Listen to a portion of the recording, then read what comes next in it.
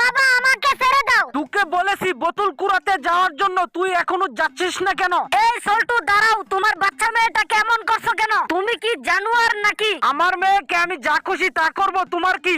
এই সল্টু, আজকে তোকে আমি পিটিয়ে তোর মাথা আমি বের করে দিব।